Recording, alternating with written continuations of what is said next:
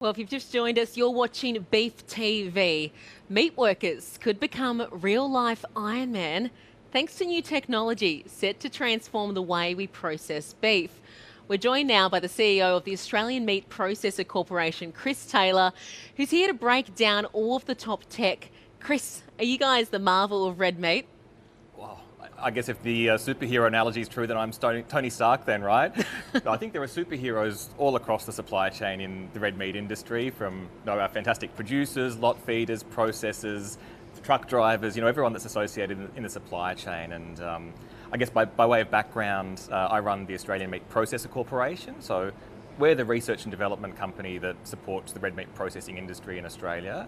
And it's such a fantastic part of the supply chain. It's often the superhero, as you will, in regional communities where those meat processing plants are sort of located. And it's a big industry nationally. We support jobs to the tune of 138,000 people across the country in across 300 different communities, and there's about $21 billion of value add to the national economy. So it's big business, and yeah, absolutely superheroes of the industry for sure.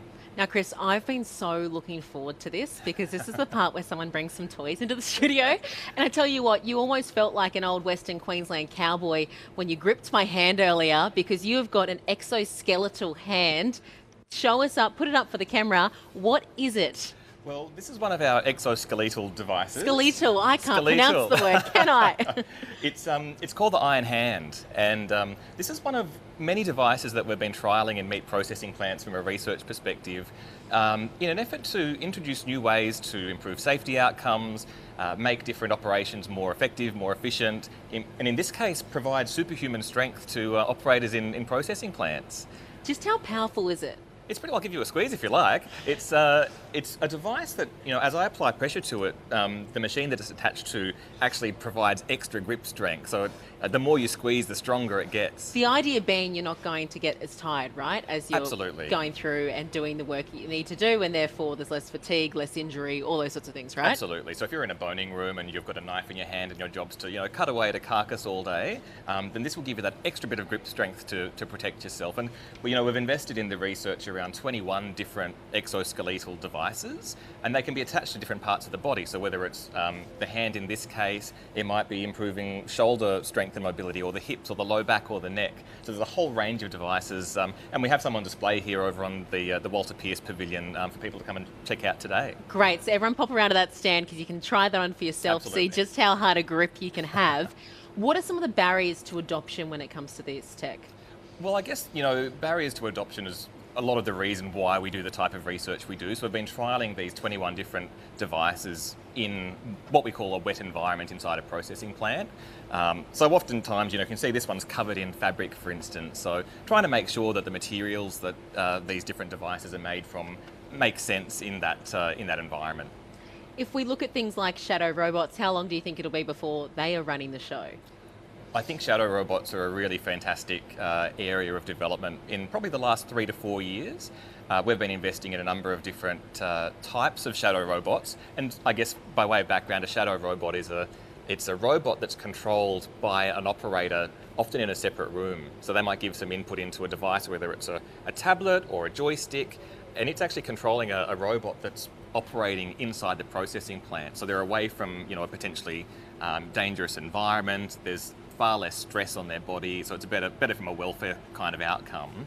We've actually just been running a wet trial down at one of our JBS member plants in Victoria, and this particular type of shadow robot is one where an operator inputs into a touchpad, much like an iPad, that instructs a robotic gripping arm to pick up different cuts of meat from a conveyor belt. So if imagine you're doing that all day, it can be quite laborious lifting relatively heavy pieces of meat and moving it to different locations. This is an instance where a robot can do that work using an operator in a completely separate room. Without damaging the meat. Correct, absolutely, yeah. Yeah. You're also doing some work at Kilcoy Global Meats, right? How are things there when it comes to this sort of tech? Yeah, Kilcoy is a great partner of ours, and over the last 2 years we've been trialling it's a world first. It's our AI-driven automated beef scribing system.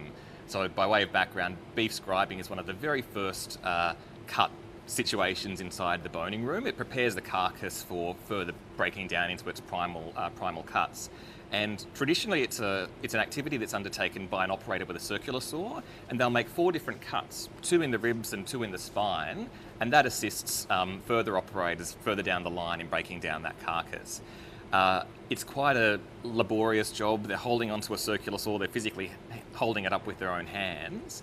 And so what we've been investing in is this technology where we can use a camera to basically have a look at what the carcass attributes are, and then using machine learning, a type of artificial intelligence, it can direct a robotic saw to make those 4 different cuts instead of an operator holding a circular saw in their own hand. So there's incredibly fantastic safety outcomes, but also wonderful yield benefits as well. So by using this technology, the cuts that are made are far more accurate, which improves the yield, and that benefit flows on down to the product at the end of the day. And let's not, of course, also forget the labour shortage side of things. If you can sit there and get this sort of technology to help fill some of those gaps, that has to be a win. Chris Taylor, thank you so much for your time today on Beef TV. Thank you very much.